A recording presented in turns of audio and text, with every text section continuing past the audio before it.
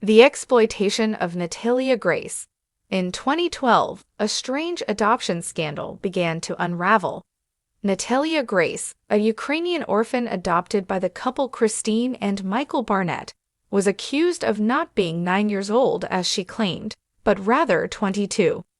The Barnetts, determined to prove their case, lined up doctors and lawyers to legally present Natalia Grace as a cunning, deceptive woman rather than a little girl who had dwarfism and had undergone severe trauma. The media capitalized on this story, with adaptations ranging from The Curious Case of Natalia Grace, 2023, to, most recently, The Good American Family. The Good American Family exploits Natalia Grace for profit by portraying her as villainous and creating an unconscious bias against her. Despite factual evidence against Natalia's deception, the show does feed into conspiracy theories and portrays her as villainous, affecting viewers' perception of her. After the second family adopted Natalia, her age was verified via DNA test, making her 9 years old at the time of adoption. The Good American Family opens with Christine Barnett's point of view, suggesting that Natalia may not be trustworthy. However, in the real case, Natalia was abused by her adoptive family and even forced to lie by the Barnetts, according to Mercury. The show's ominous music and selective editing cast doubt on Natalia, even when the facts are clear. As a result, reviewers are misled, proven by their uninformed reviews on the show. A reviewer reported, however, "I must assert that Natalia has been dishonest about numerous aspects. The consensus among medical professionals is resolute. She is not a child and cannot even speak Ukrainian. It is disheartening that some are swayed by her deception." 2025. By having the viewers decide who to believe, the show helps circulate uninformed and harmful reviews like these, fake facts that affect a real person today. The show also helps perpetuate the disabled villain trope, creating stereotypes about disabled people in a manipulative light. Natalia has dwarfism, and as a result of the effects of her medical condition, the Barnetts instead assumed she was older and lying. In a YouTube video called Natalia Grace defends herself against allegations, yet another broadcast of the newest episode for the 2023 docuseries, the comment section reveals the still divided public opinion of Natalia Grace, a commenter writing, "This is weird," because Natalia comes across as deceptive too. It is striking how the case continues to go on because of the profit made from it, at the cost of the real Natalia's mental well-being. Seeing people not believe her, and choosing to believe dramatized stories over proof of her credibility, makes her unable to put that part of her life behind her. The dramatized story of the Good American Family had more negative effects than one. Selective clips from the show on social media contributed to the misinformation, with viewers considering Natalia as creepy and taking the side of the abusive parents. The disabled villain trope may even help to foster unconscious bias about disabled people, leading people to scrutinize actions rather than show sympathy. The third and final family Natalia is staying with, the DePauls, have reported that although Natalia has never exhibited violent behavior, as the Barnetts claimed, they recalled an incident where she secretly recorded them. This is likely a result of reactive attachment disorder, or RAD, which is a behavioral condition common in children who have spent time in orphanages. Not only is this a reflection of the trauma Natalia endured in an orphanage, but also the mistreatment and eventual abandonment by the Barnett family, and the abuse from the second family, the Manns. Ultimately, the Good American Family isn't there to establish the truth about Natalia. It exists for profit and views like any other show. Unfortunately, this has real-life implications.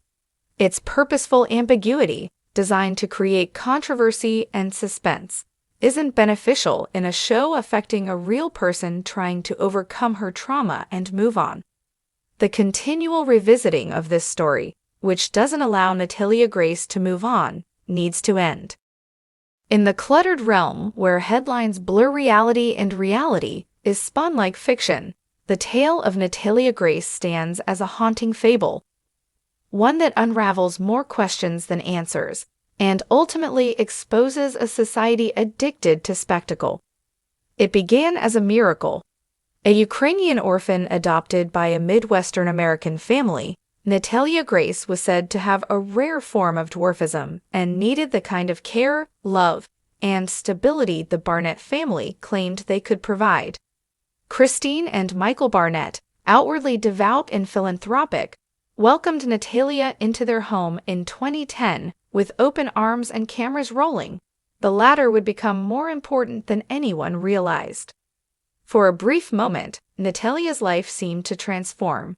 She had toys, a family, and a home. But soon, the story took a darker turn, one laced with suspicion, fear, and a relentless descent into tabloid horror. The Barnetts claimed that Natalia wasn't who she said she was. They alleged she wasn't a child at all, but a dangerous adult woman pretending to be one, a sociopath and con artist sent to destroy their family. They accused her of menacing behavior, from threats of violence to leaving bloody fingerprints on mirrors. They painted her not as a child in need, but a villain pulled from the pages of a psychological thriller. The media, predictably, pounced. Real-life orphan headlines exploded, alluding to the 2009 horror movie, in which a diminutive woman masquerades as a child to infiltrate and sabotage a family. In the fevered imagination of reality television and sensationalized news, fact began to melt into fiction. Natalia Grace became less of a person and more of a plot device, an archetype designed to thrill, chill, and confuse. What followed was not justice, but exploitation. The Barnetts had her legally re-aged from 8 years old to 22, a bizarre legal maneuver that left Natalia in a chilling limbo. She was now, on paper, an adult, and with that designation came freedom, or more accurately, abandonment. The family moved to Canada, leaving her alone in a Lafayette, Indiana apartment with no income, no social services, and no real guidance. Natalia, visibly childlike, was photographed clutching dolls and looking bewildered as she wandered through this cruelly forced independence. And then came the cameras again. The documentary-style series, The Curious Case of Natalia Grace, brought her story back into public discourse with all the subtlety of a sledgehammer. On screen, voices echoed and clashed. Medical experts debated her age. Neighbors recounted strange encounters, and the Barnetts delivered theatrical testimonies of fear and betrayal. It was reality television at its most grotesque. Truth fracked apart for ratings, every edit a suggestion of mystery rather than clarity. But through all of it, Natalia's voice, the voice that mattered most, was buried. The question was never just, how old is Natalia? The more damning inquiry was, why do we need her to be either villain or victim so badly? The exploitation lay not only in her being cast as a monster, but also in the audience's insatiable desire to choose a side. One moment she was an innocent girl wronged by manipulative adults, and the next, she was an imposter haunting the halls of a suburban home. The truth, much like Natalia herself, was never given the dignity of complexity. What kind of society permits, even encourages, the legal re-aging of a child based on circumstantial evidence and parental paranoia? What systems failed so thoroughly that Natalia could be left to fend for herself while still potentially underage?